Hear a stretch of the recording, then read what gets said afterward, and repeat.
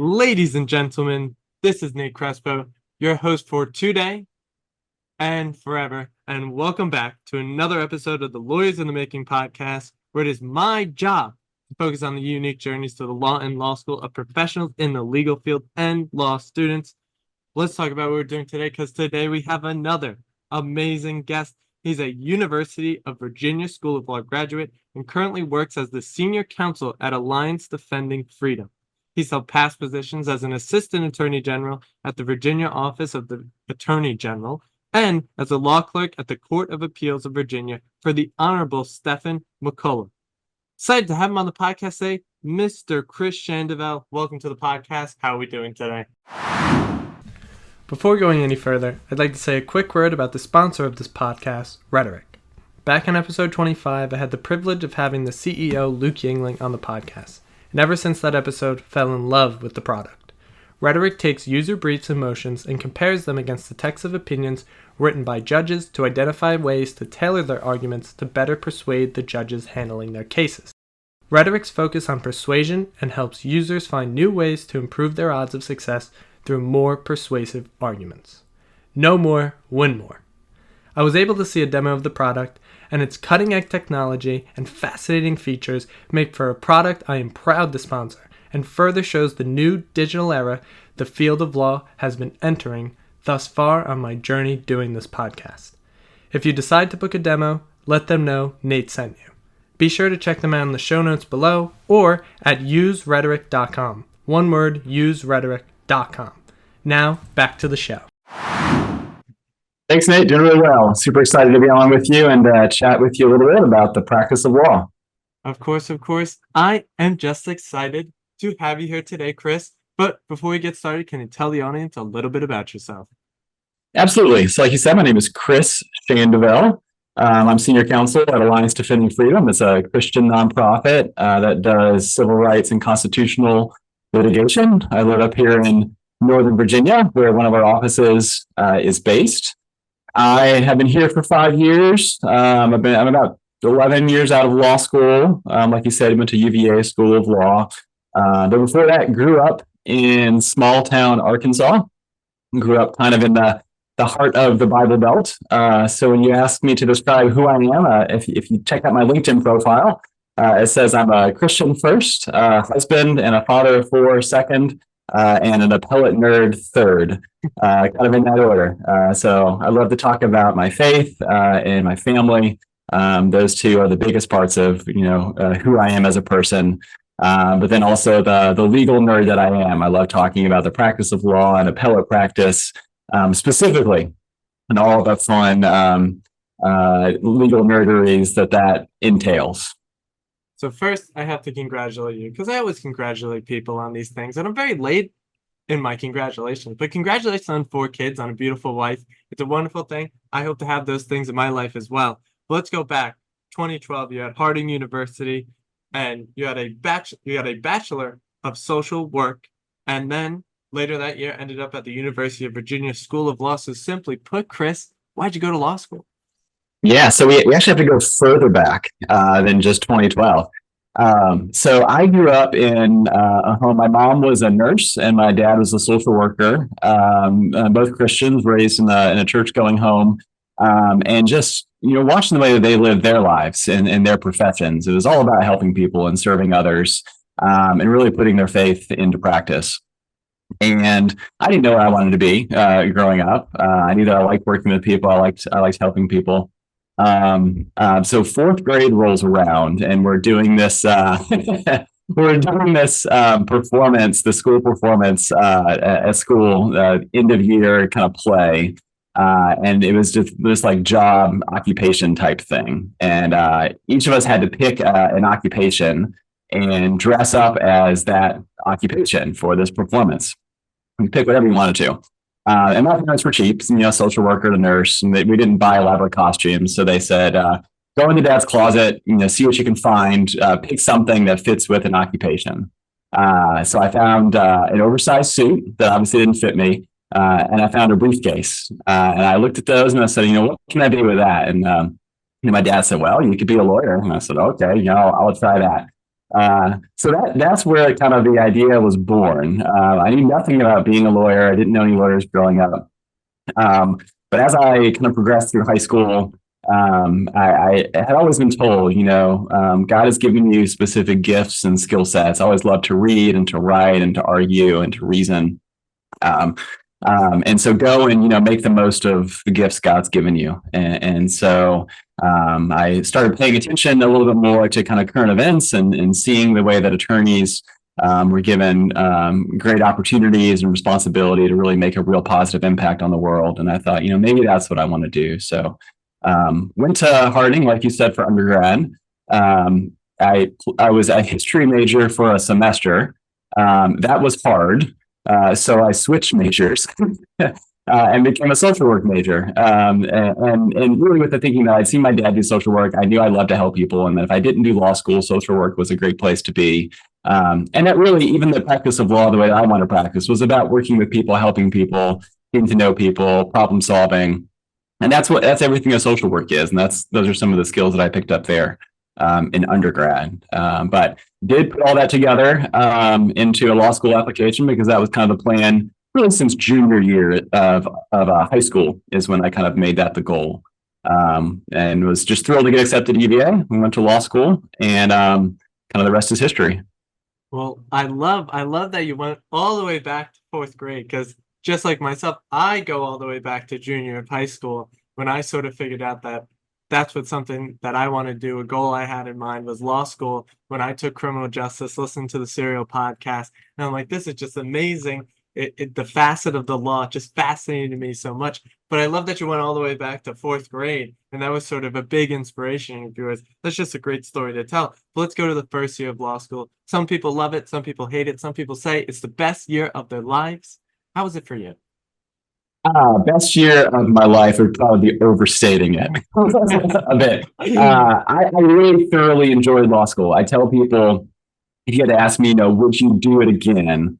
I would absolutely go back and do it again that first time. That said, I would not do law school a second time. I'm glad that I did it the once. It's not something I would do a second time. First year law school, so I got into UVA with an LSAT score that was well below the median range for UVA. So I went into it, first of all, thinking there's no way they're even going to read my application, much less accept me. So when they did accept me and I got in, I showed up and I was just struck by how brilliant all of my classmates were. So I spent the entire first semester kind of freaking out that, I was going to fail out, that I was like, I slipped through the cracks of the admission process by mistake, that everyone was just going to blow me out of the water. Because that's the first time being graded. It was my first time being graded on a curve. So suddenly, friends and peers, are like competition. And if they were all smarter than I was, what was that going to mean for grades? So I spent that first semester kind of freaking out. Got some really wise advice from a 3L, which we should come back to, but I'll save it for a second in the interest of not giving you my whole life story. Ended up that helped a lot on 1L grades fall semester. Did better than I thought I would do, and that kind of calmed me down a little bit that I was gonna be able to survive that first year, and ultimately just really had a blast those 3 years of law school. So let's dive into those wise words because it's tipping me off. It's a big aspect of what we do here, what we talk about here. We talk about mentorship a lot, how important it is. So I'll ask how important mentorship has been for you, but you could also tell that tale of the wise words you got from the 3L. Absolutely. So mentorship is a huge part of why I am where I am today. I'm doing my dream job day in and day out, and there's no way I would be here without the brilliant mentors and kind mentors who have really invested in me so much along the way, asking nothing in return. So that's why every chance I get to invest in others who are, following in my footsteps, coming behind me, I take that opportunity because I just want to pay it forward for those who have invested in me. So my 1L fall semester, I was prepping for my first law school exam in contracts. Contracts, I knew nothing about heading into law school. I felt like I knew nothing after a full semester in class. And unlike my classmates who all were taking their notes on laptops and typing everything up, and they had these beautiful outlines that they'd scaled down to like 5 or 6 pages, I tried that for a couple weeks, typing notes, but in undergrad, I always handwritten my notes. And so I found myself just floundering trying to write notes on a laptop. It just wasn't working for me. So I said, you know what? I'm not going to do this. I'm going to handwrite my notes on a yellow legal pad. And that's the way I'm going to do law school, which was great until it came time for exams, prepping for exams. And I was like, oh no, I've got to type up my notes so I can make an outline like everybody else. And ended up spending weeks just typing everything up. And then I had a quote unquote outline that was like 100-page Word document, right? It wasn't the fancy 6 or 7 pages that my classmates had. So I went to a 3L friend of mine, freaking out a couple of nights before that first contracts exam. And I said, I am going to fail. I have not prepped like everyone else. I don't have the outline that everyone has coming into this exam. Like, please help me. What do I do? Calm me down. I never had a real panic attack, but that might have been my first. And she said, I'm going to give you some advice that a wise 3L gave me when I was in your shoes one a year. She said, the advice is this: make your plan and work your plan. And then what goes along with that is, tune out all the noise of all the people who don't like your plan because they have a different plan that works for them. She said, you know what works best for you. You know what has made you successful to this point in your life. You know how you got here. So just keep doing the things that work for you, that have made you successful. Lean into those things, be confident about them, and then just work your plan to the best of your ability. So that helped me realize that I had done a lot more learning and typing up those 100 pages of notes than I realized I was doing along the way. And that I didn't need the 6-page outline that everyone else had going into that exam to do really well in the exam, because I learned a little bit differently than a lot of my peers did. And that was just fine. So that calmed me down quite a bit. And like I said, it helped me do it. I did a lot better that first year exams than I expected to do. And it really became kind of a life motto and a career motto of mine, even since law school, is that, my plan is not always going to look exactly like anyone else's.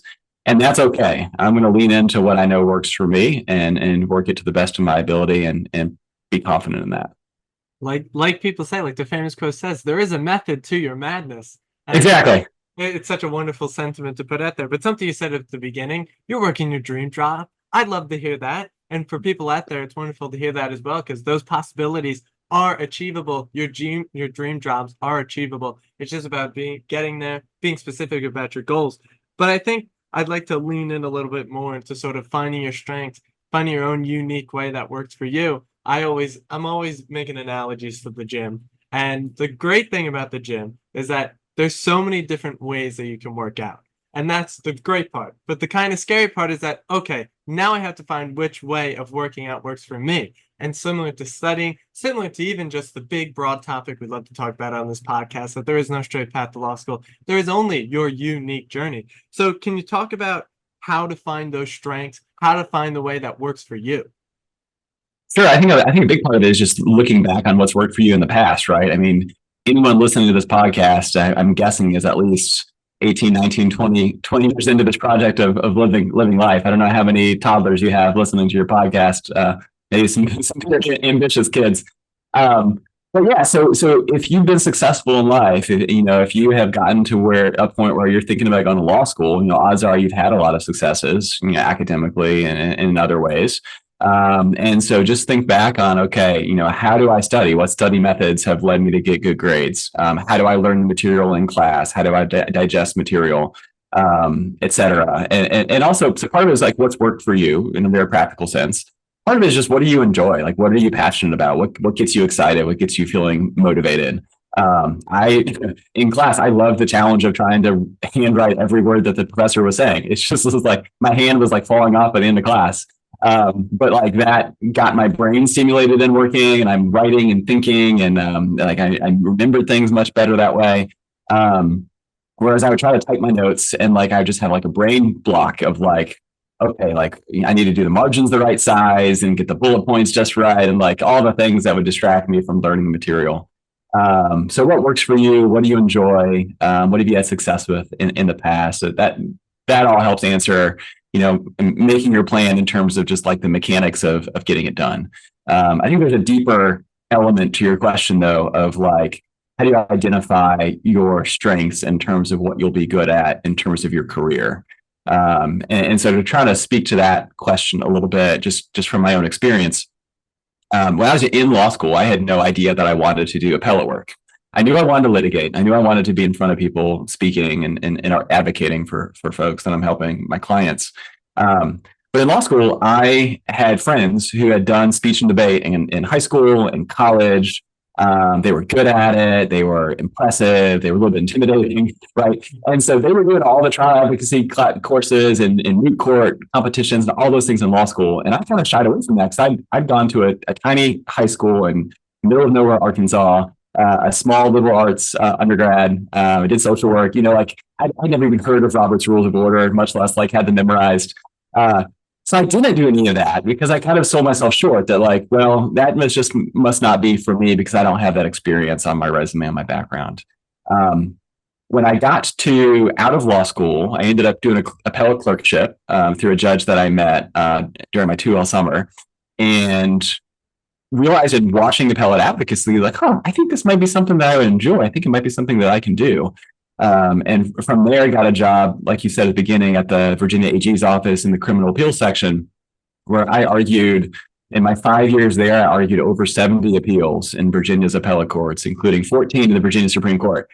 So I was doing it constantly, day in and day out, and loving every minute of it, and realized that I was a lot better at the oral advocacy than I ever expected I was going to be. And it wasn't just because those traits were just naturally inherent in me. I had unwittingly growing up honed a lot of those skills, not through speech and debate classes or competitions. Honestly, I've grown up doing a lot of teaching and preaching at my church in high school and in college and even in law school. So I had a lot of experience standing in front of an audience and presenting my points, walking through and interpreting a text, answering sometimes hostile questions from audience members and trying to steer them back on course.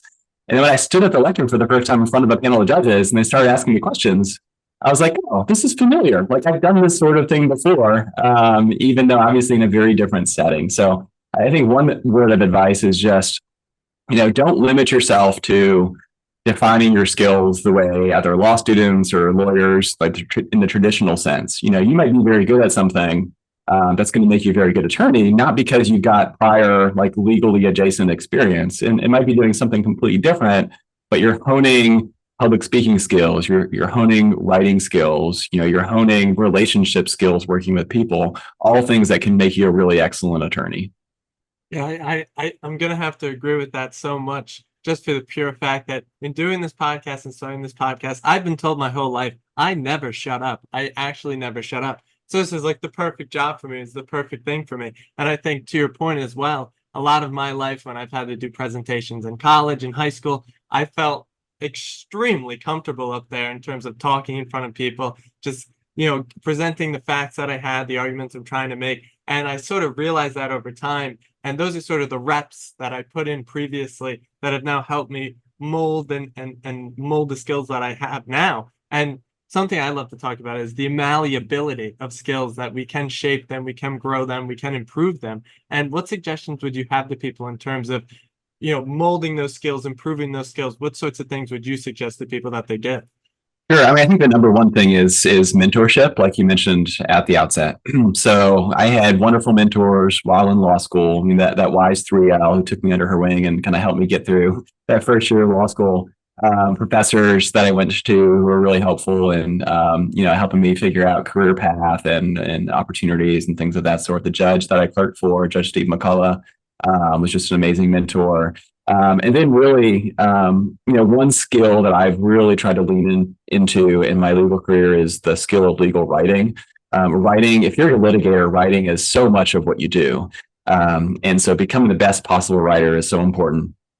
And law school, unfortunately, doesn't, definitely not the intro legal writing classes you take, don't really prepare you to write excellent legal briefs. You get like the mechanics of, okay, what does a legal memo look like, and what does a legal brief kind of look like?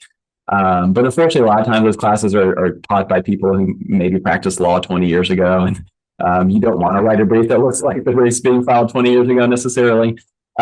So really, I learned in practice in those 5 years at the state AG's office, especially under a mentor I had who was the unit leader of my team that I was on. I received so many briefs back from her that were just covered with red ink, right? And so you get something like that. It's intimidating at first, but then you start to take a look at the specific edits and advice and feedback. And if it's someone who's really interested in mentorship, it's not just line edits that say this is wrong, this is wrong, this is wrong. Here's the fix. Here's the fix. Here's the fix. It's also a lot of comment bubbles that explain this is why this is a better way of writing this. This is why this is the better approach. See this legal writing book to learn more about, this edit that I made here. And so her name is Alice. Alice was willing to do that for me and really invest hours of her time in me to make me be a better legal writer and as a result, a better attorney. So finding folks like that who are willing to invest in you and make you a better person and a better attorney is so important to being the best possible attorney that you can be. I think that's such a great sentiment you put out there in the world, just for the pure fact that you were saying before how you love to pay it forward. You love to cultivate that talent under you who's following your footsteps. And it just makes the message even clearer that if you're out there, you need some help, just reach out, because people love to pay it forward just like yourself. People, just throughout this podcast, I reach out to people to come on here and they're more than willing. They love to talk about the law, what they do, their experiences, the kind of advice that they give to those people, the talent under them. So it's just a wonderful thing that we have the internet. We live in a very interesting time, one of the most interesting times ever. The fact that you could just go out there, you could reach out to someone and they could really, really help you and cultivate the skills that you need. But I want to ask this question, and it's in terms of you are Chris Schandevel, but you also are the brief writing ninja, which I love your name. And I need to know, why'd you come up with that name specifically? And why do you call yourself the brief writing ninja? Yeah, so I didn't call myself that initially. I didn't come up with it for myself. So there's a little bit of a backstory to it. So when I was at the Virginia AG's office doing criminal appeals, I had an appeal one time, and typically, I tell people my success rate in that office on appeal was upwards of like 85 to 90%. Now, the reason for that is because we were the government and we'd always won below. So we had the deck pretty much stacked in our favor in most of those cases.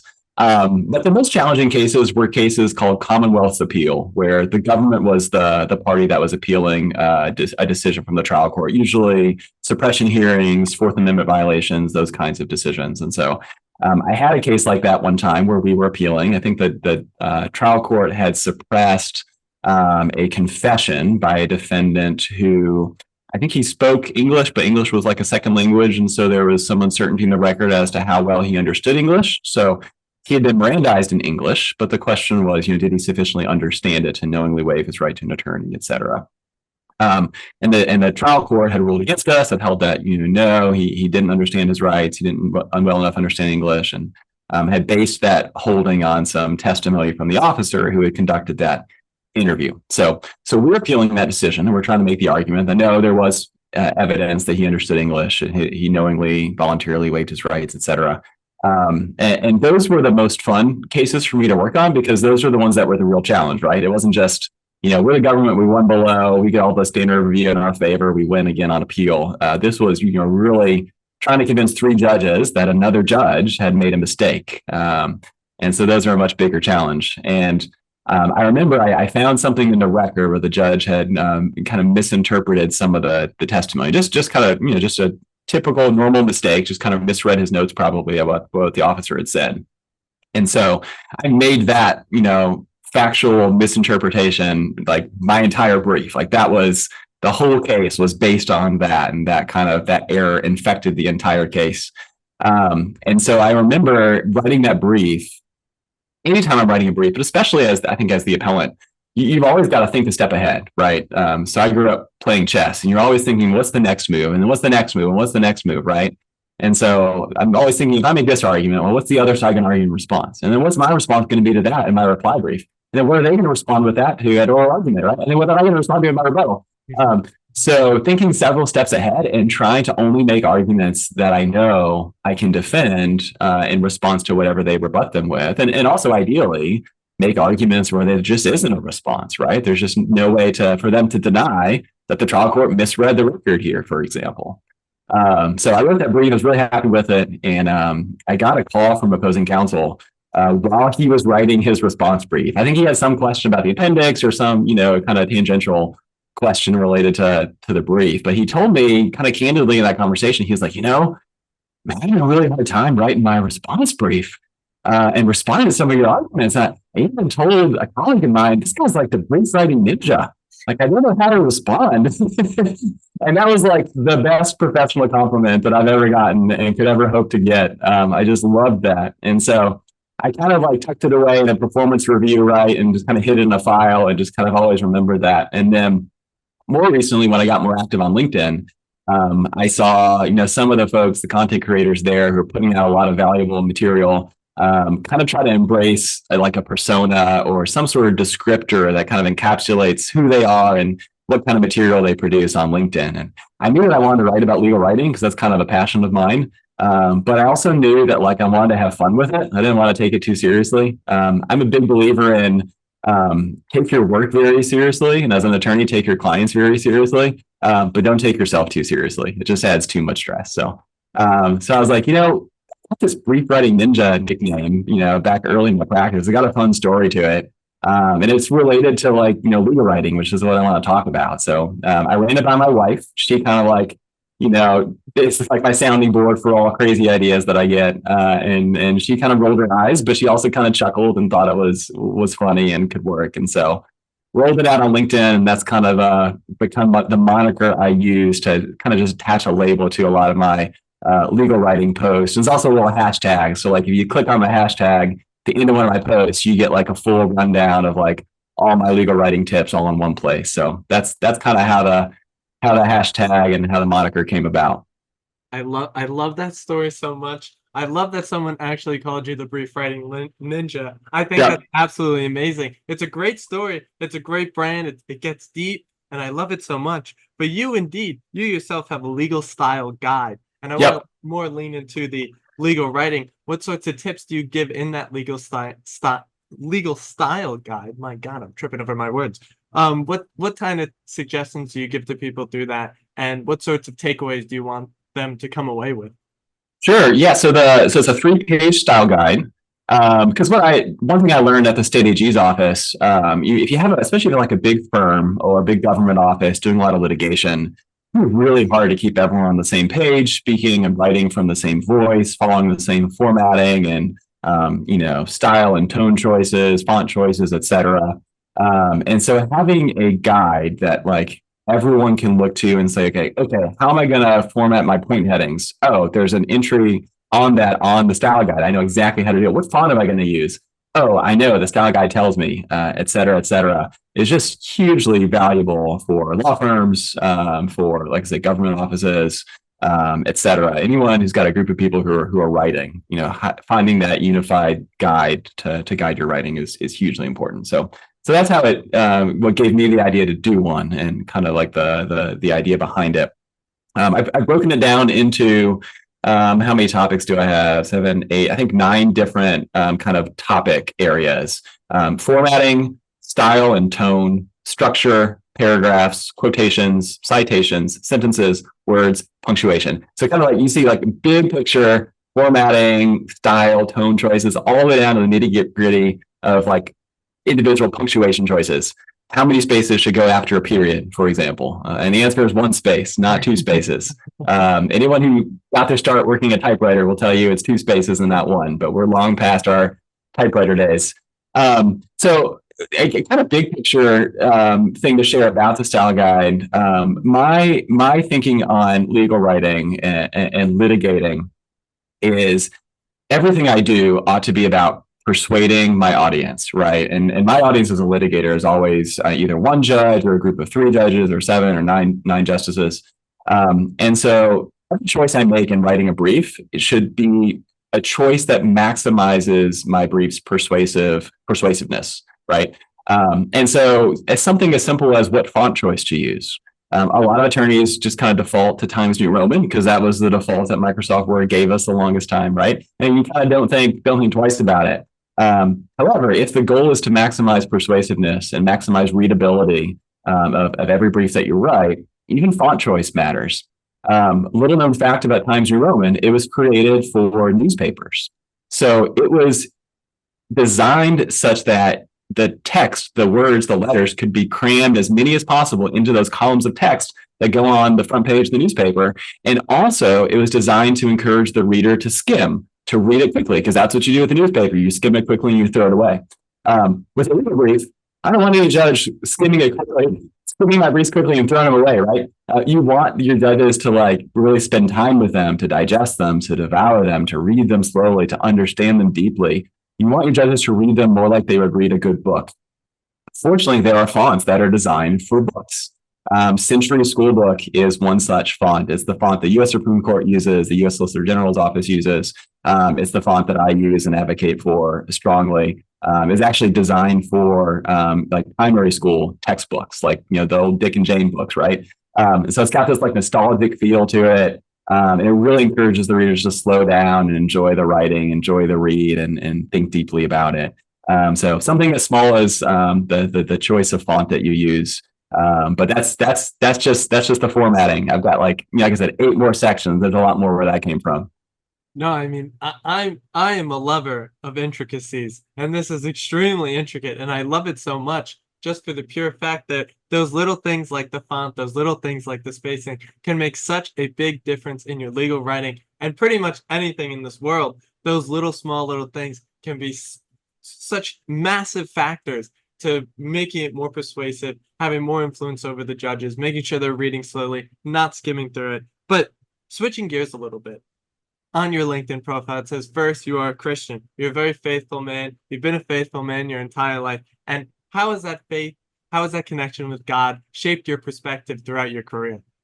Sure. I mean, it's shaped it in countless ways. I work at a Christian nonprofit, so we represent Christians whose religious freedom has been threatened or is under attack, or who've been fined or maybe even threatened with the loss of their businesses because of their willingness just to stand for their beliefs, stand for their convictions. And so coming to Alliance Defending Freedom, that my faith is a big reason why this specific organization was the dream job since freshman year of undergrad.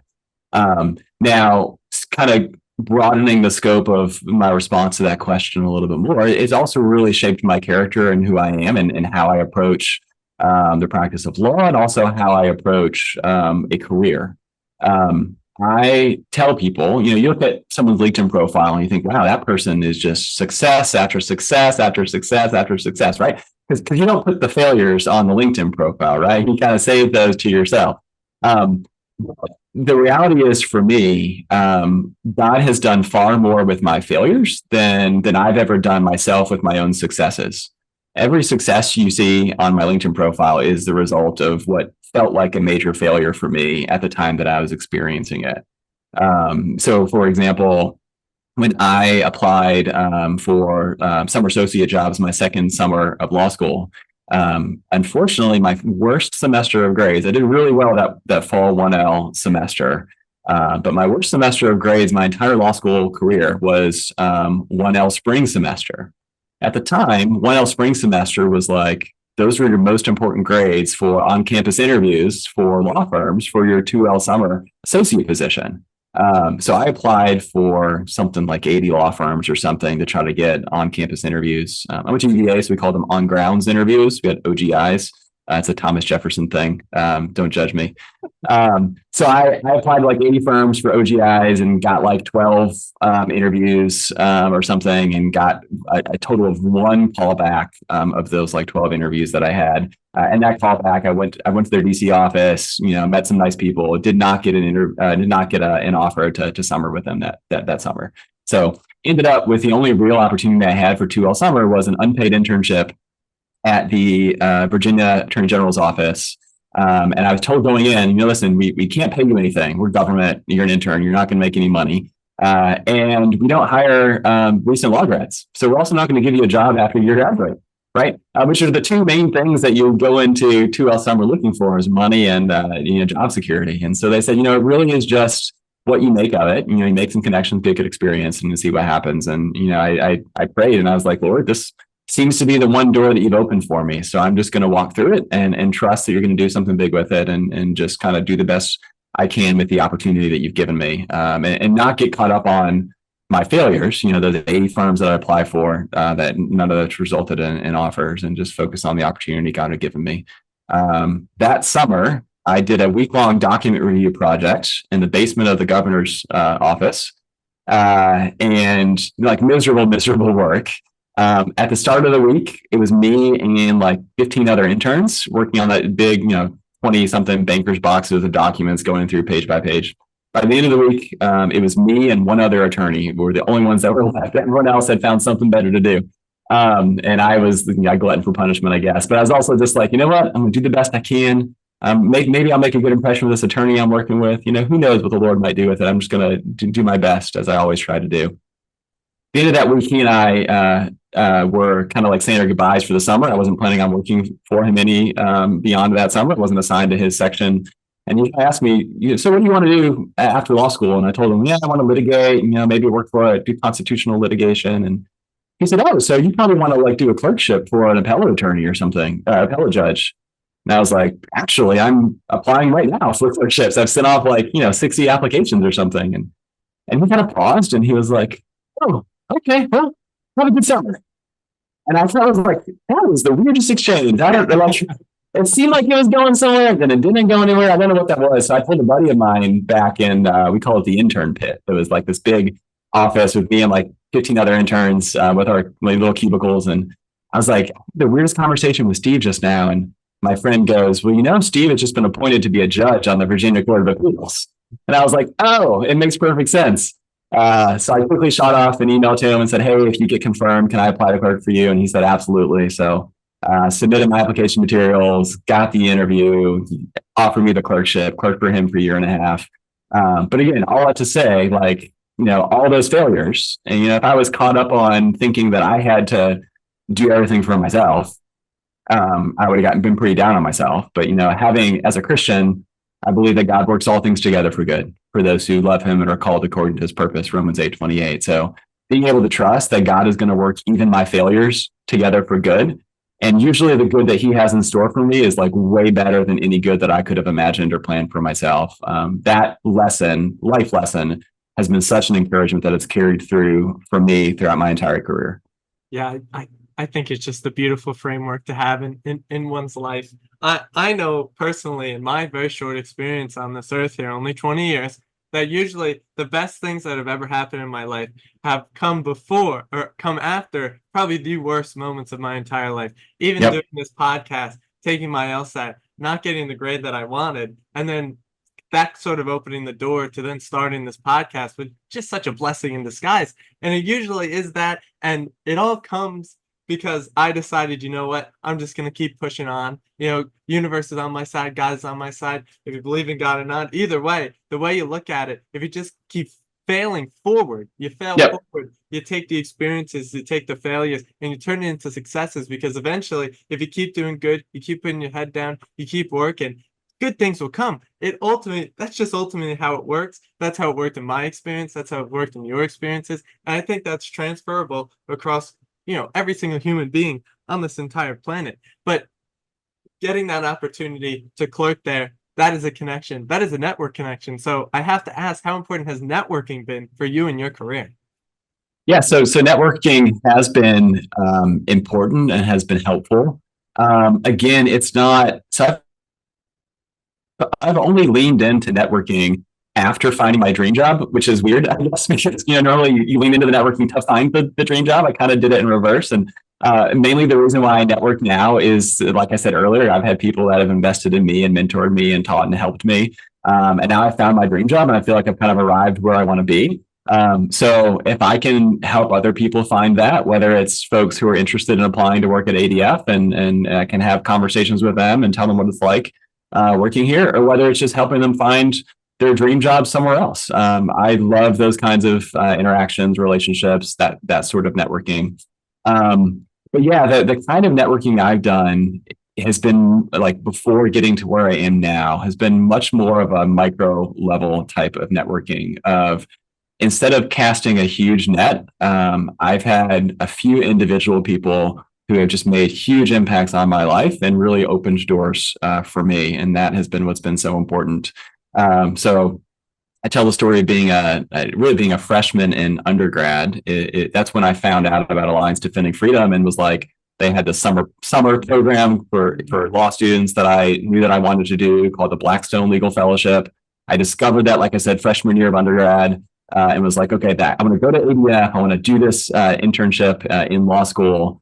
And literally 2 or 3 weeks later, I was keeping a blog for a class that I was taking. And that was back when blogs were like brand new. And so everyone thought they were amazing. All my undergrad professors were like, oh, you have to keep a blog for your class. And, this is cutting edge. And so I was writing like nonsense posts about whatever, about, mostly classwork, but also just like random raving about whatever came into my mind that day. And I was checking it occasionally, and I'd get like 2 or 3 comments from classmates because they were forced to read it in order to get a grade in the class, right? But one day I had a comment from a lady named Colleen, and it said, we're looking for young rabble-rousers like yourself at our Blackstone Legal Fellowship with Alliance Defending Freedom. And literally freshman year of undergrad, I just heard about Alliance Defending Freedom. I just heard about this program. And I was like, that's what I want to do. And then someone reaches out to me. And I felt like it was God really affirming, like, yes, this is the path. And here's an individual who can kind of help you along that path.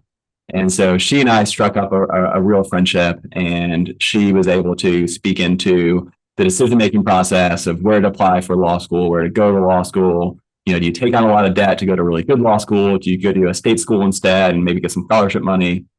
All of those kinds of questions. And so if I look back on my career, I can really map out each stage of my career by identifying 1 or 2 specific people who are really instrumental in mentoring me and helping me make connections and helping me kind of bridge the gap from where I was to where I was hoping to go next. Once again, I think that's just absolutely amazing because, you put it out into the world that you wanted to be a part of ADF, and then it happened 2 weeks later. It's once again just one of those things. That's just how the universe works. It's just how God works. It's strange. It's like, whoa, what's going on? But it's ultimately true that when you put those things out into the world and you're like, this is what I want to do, it will come your way in some way, shape, or form. You just keep working at it. I love it so much. But let's talk about ADF. What do you do there? And obviously it's your dream job, so you love it very much. But tell us a little bit about your experience there, what the future holds. Sure. So I'm on the appellate team here at Alliance Defending Freedom. So we have a kind of structured a little bit like a law firm in some ways. We have subject matter teams, kind of like practice groups that litigate specific issues in areas, mostly in the trial courts. We've got 5 or 6 of those. So we've got a group that does academic freedom on college campuses. We've got a group that does conscience protections for Christians and people of faith. We've got a group that does pro-life litigation.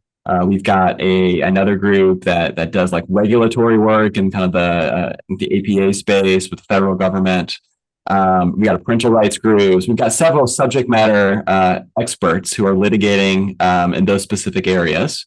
And then we've got an appellate team. And so the appellate team's job, we're kind of like the SEAL Team 6. We kind of come in, once the damage has been done at the trial court level, either good or bad, in our favor or not.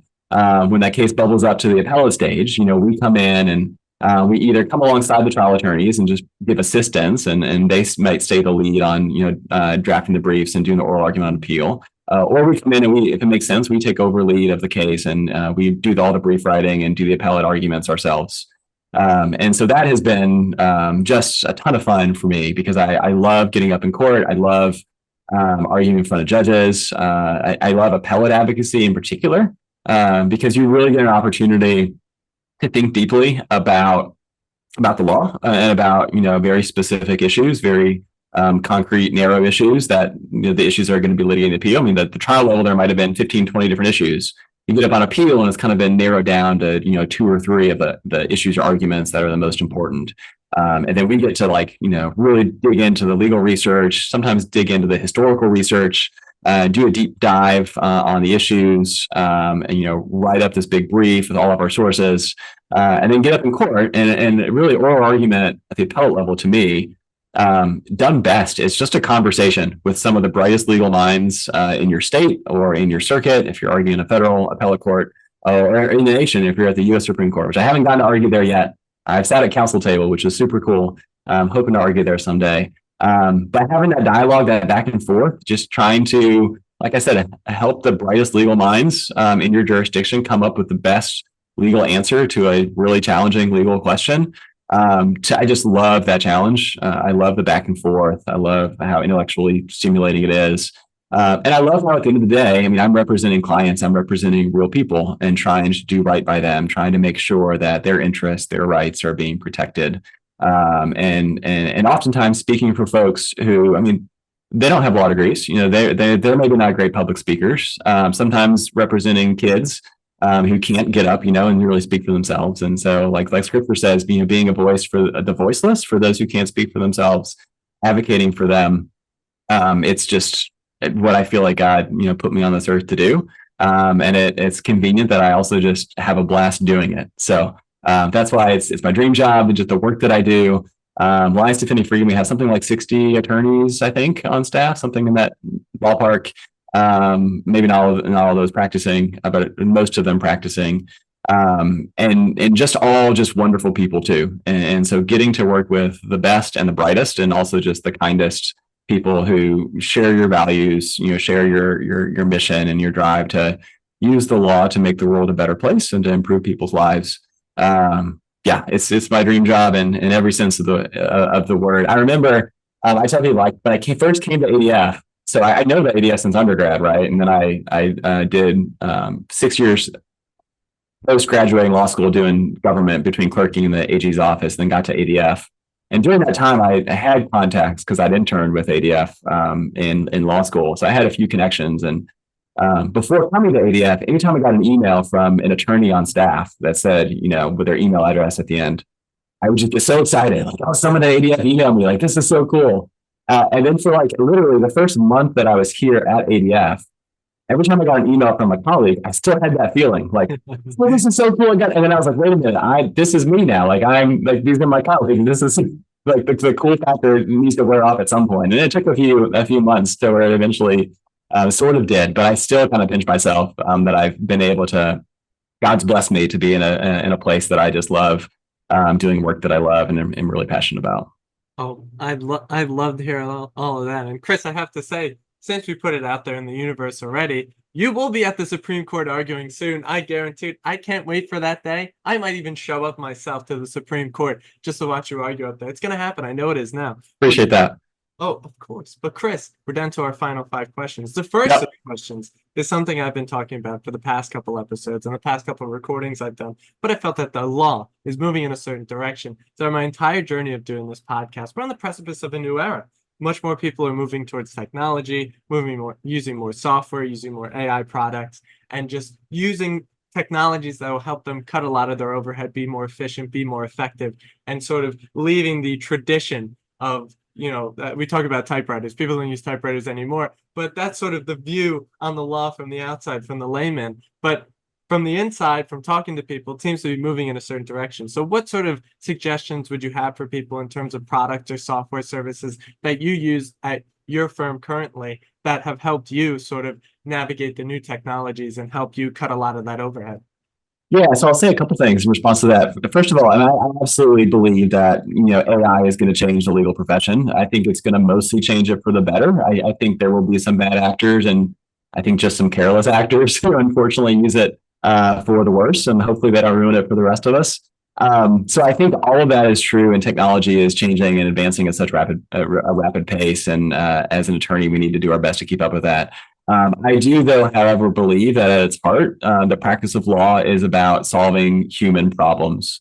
And so there's always going to be that human element of working with people, solving problems for people, and using the law to do that. And I am 100% confident there will not come a day where I stand up in front of a court and a panel of judges, and some of those judges are robots. Like, that's just not going to happen. There's always going to be people there wearing the robes.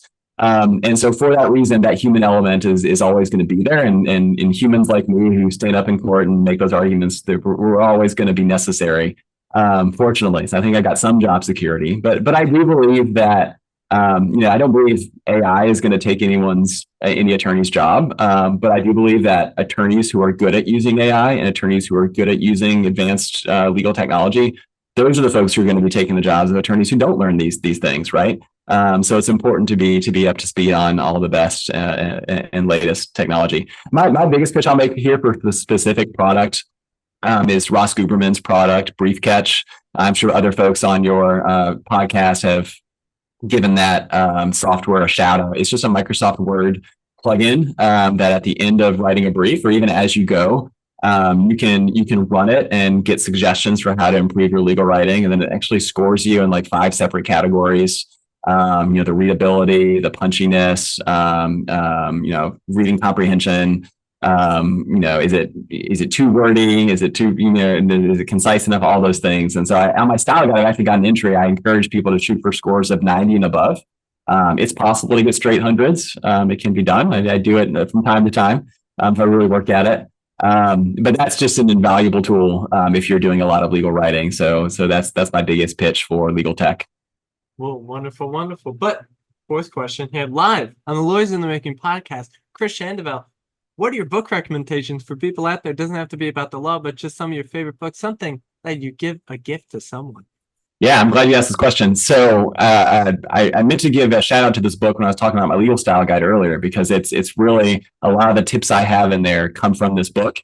And it's Brian Garner's book, The Winning Brief. And the subtitle of that book is 100 Tips for Persuasive Briefing in Trial and Appellate Courts. The Virginia Attorney General, when I was at the state AG's office, when he took office, he purchased that book as a gift for every litigator there on staff. And there was, hundreds of us. And that really, early in my practice, became kind of like my brief writing Bible. It is so useful and so practical. And the really nice thing about it is because it's 100 different tips, it's really broken down well into bite-sized chunks.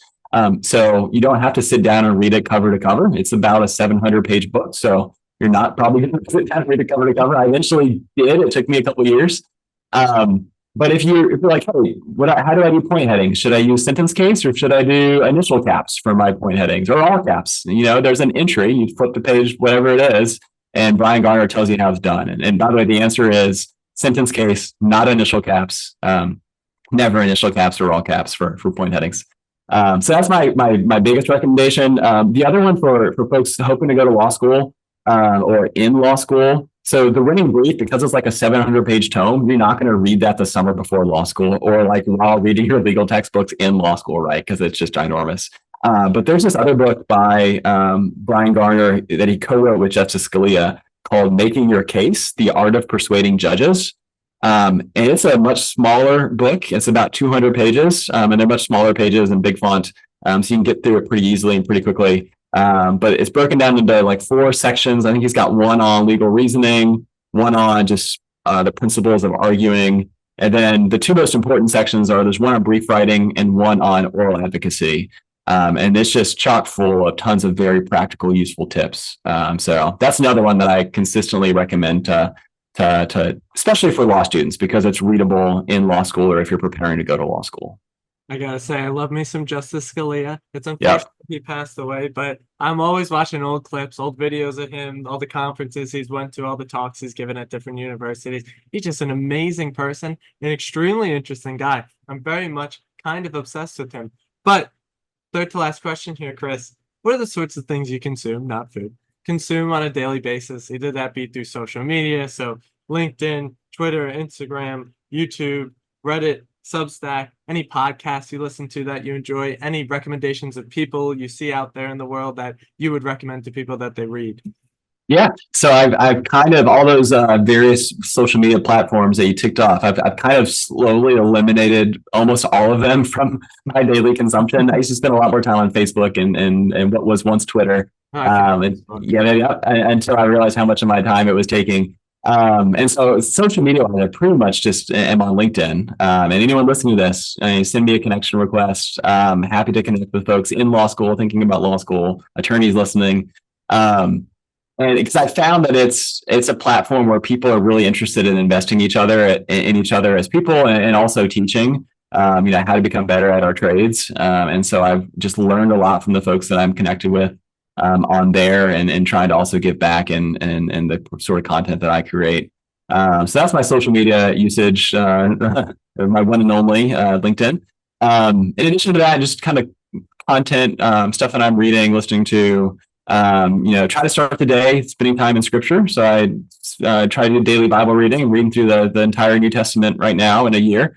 Some days are better than others. If I got, sometimes I get busy with other things, and I have to make up for it over the weekend and catch up, reading a few chapters. But that's a great way to just kind of ground myself, remind myself what's important as I start my work day before things get too crazy. Throughout the day, listen to a lot of podcasts. So some of them legal podcasts, some not legal podcasts. I try to listen to podcasts, Supreme Court podcasts mostly, and try to get different perspectives across like the ideological spectrum. So I like to hear what everyone's saying about these issues. So a couple that I'll give shout outs to. I listen to Advisory Opinions with David French and Sarah Isker. That's a good one from the more conservative side of the aisle. They cover mostly Supreme Court cases, but also what's going on in the federal appellate courts as well, and some of the state Supreme Courts as well. On the other end of the ideological spectrum, there's a podcast called Strict Scrutiny by three law school professors who mostly cover the U.S. Supreme Court. I think I disagree with like 97% of the positions they land on, but I learned so much from them because they're the brightest folks in their field, discussing these issues and cases that I care so much about. So trying to hear all perspectives on these issues because it really hones and shapes my own thinking on these things. Also put in a plug for a podcast called Audio Arguendo. Have you heard of that podcast before, Nate? I have not. Not good. Perfect. So it's not really a podcast as much as you can subscribe to it on your Apple podcast, but it's a compilation of oral arguments. So it's all the U.S. Supreme Court arguments, which is nice to have in one place. And the other OEA does that, for example. But what's great about Audio Arguendo, it also collects kind of high profile, interesting federal courts of appeals oral arguments and state Supreme Court oral arguments. And it does something especially helpful, which is that it gives like a 1 or 2 line summary of what the case is about in a little description of each episode for the oral argument. So you're not just jumping in cold, like, what is this argument about, right? You at least get some grasp of what it's about. So I listen to just about every oral argument that they post on there and learn so much from the various advocates, things to do, things not to do, etc. And then finally, I'll close with this one. I'm a huge hockey fan. So that's what I'm doing when I'm not thinking about the law and doing law and not like playing with kids, which I do hockey and kids because I've hooked them all on following hockey. And so we play floor hockey in the basement. We watch hockey games together and all of that. But I'm a big Detroit Red Wings fan. So I've got a Red Wings podcast that I listen to that's very good. So that's what I'm consuming on a regular basis. Speaking about things that you're doing outside of career, like hockey, I actually like the Detroit Red Wings, and I now have to say this: my mom's maiden name is Brodeur. So yeah, my third, I think it's either second or third cousin, is actually Martin Brodeur. That's amazing. And it's like, see, here's the thing. I'm not a big hockey fan. I've never really watched ever, but I would say back NHL 14. I only use the Red Wings. I don't know why. The first team that was given to me, and I'd always use them when I was playing my friends. But I think now I'm understanding the significance since he has a statue outside of the Prudential Center now, which I found out recently. So I always find it funny telling people that little factoid, and the reaction people have, like, oh my God, that's amazing. And I'm like, pretty cool, right? It is very cool. It's like I didn't realize like he's like the Michael Jordan of goalies. Like it is now hitting me that like he's one of the greatest of all time. So I'm getting that deep perspective. But my question now is, you're working at where you're working at now. You're having a great time. You're doing your dream job. What does an ideal Friday night and Sunday morning look for Chris? Yeah, so ideal Friday night and Sunday morning means no work on Friday night or Sunday morning. Actually, on Sundays, so one of the many benefits of working at a Christian organization, my boss tells us, he's like, Sunday is meant for time with the Lord and time with your family. So whereas some law firms, there's like pressure to like respond to emails on Sundays and, get things prepped for the week for Monday. At ADF, the pressure is like the opposite. if I send an email on a Sunday, I like feel guilty about it because my boss is like, no, that day is special. You need to spend it with your family, spend it at church, spend it, focused on the Lord. So Sunday morning is easy. So we do church every Sunday. We've got a really wonderful church that's like 5 minutes from our house. It's small. There's like 60 or 70 people at it. But there's lots of young families. My kids are 7. Hannah is 7, my oldest, and I've got 3 boys behind her. They are 5, 3, and 1. And so we're busy. But also like they're at such a formative age that we want to make sure they're learning good values and learning our faith and learning scripture. And the church that we attend is just really good about investing in the children's Bible classes. So like my daughter, when she was 3.5, could tell you from memory the 17 time periods of the Bible, which I still don't have memorized. Like it was amazing. So that's Sunday morning. It's church. It's coming home. It's doing lunch together with the family. Maybe going to the park together. Maybe go play some pickup hockey together. Those kinds of things. Friday night is pizza night at our house. So my wife is big on home cooking, and she cooks for the family. Sunday through Thursday and Saturday nights most weeks. But Friday is my night. I got to cook the pizza, so we make homemade pizzas. The kids often will help throwing the cheese on, the pepperonis, and all of that, and make a bunch of pizza. Sit down around the table, enjoy pizza with the family. Maybe pull out a board game or something like that. Maybe watch a movie. That's an ideal Friday night for me. Well, that just sounds spectacular. I mean, what back in the day, I remember making pizzas. We get the Boblies from whatever grocery store, and we put all the toppings on. It was always a very fun night because just similar to yourself, my mother makes all the cooking. She does all the cooking, but sometimes on those Friday nights, we'd be making those pizzas together, and it's just memories I'll never forget for the rest of my life. Yeah. But final question here, Chris. I do this at the end of every episode. What are your words of wisdom for the aspiring law students, the current law students, and the legal professionals out there in the world? Yeah, I'll return to that advice that I gave early in the episode because it's what's stuck with me so much. Make your plan and work your plan, and tune out all the naysayers who doubt your plan because they don't know you and because your plan looks different than their plan. Most of the time, then this is what I learned 1L year. The biggest naysayers, the people who were talking the loudest about how amazing their outlines were and how they'd taken 18 practice tests and what scores they were making. Those folks were typically the folks that were themselves the most insecure. And so that's why they spoke so loudly about, how amazing everything that they're doing was, because they were trying to get that validation. They're trying to make themselves feel better. So don't get psyched out by that. Don't get intimidated by that. You know yourself. There is wisdom to having mentors and allowing people that you trust to speak into your life and to speak into the plan that you've kind of set out for yourself. Someone who knows me, I might say, this is what I think I want to do. What do you think about that plan? What do you think I need to do differently? What do you think about the steps that I've laid out? And I trust folks who know me well to give good feedback. But then also, you take what you think is going to work for you, and some things maybe you don't accept, and you make the plan that works for you, and then you work the plan to the best of your ability. So that works for deciding whether and where to go to law school. That works for getting through those stressful exams.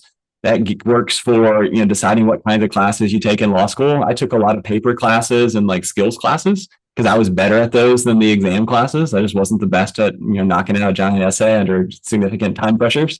And that worked for me. I got better grades and learned a lot more because I took classes that worked for me. And then post law school, figuring out where to clerk and who to clerk for and whether even to clerk, what part of the country to move to, what types of jobs to take to try to get me to where I wanted to go. All of those things, I had a plan for each of them. And it was a plan that I knew worked for me. And I was open to, sometimes the plan doesn't work out exactly the way that you think it's going to, and you just try to make the most of the opportunities that are presented to you. The biggest thing is having confidence in yourself best and not getting psyched out by the fact that people who don't know you might be doing things differently. Beautifully said, Chris. I couldn't agree more. The greatest bet you could ever make is the bet on yourself. And we all have our unique journeys, our own unique paths, because there is no straight path to the law. There is no straight path to law school. But Chris, that is the episode. That is the podcast. So thank you so much for doing this. Thank you for spreading your wisdom, spreading your experiences. And for everyone out there listening, thank you for tuning in. Check us out, lawyersinthe.making.substack.com. Lawyers in the Making, one word, substack.com, and I will see you in the next one.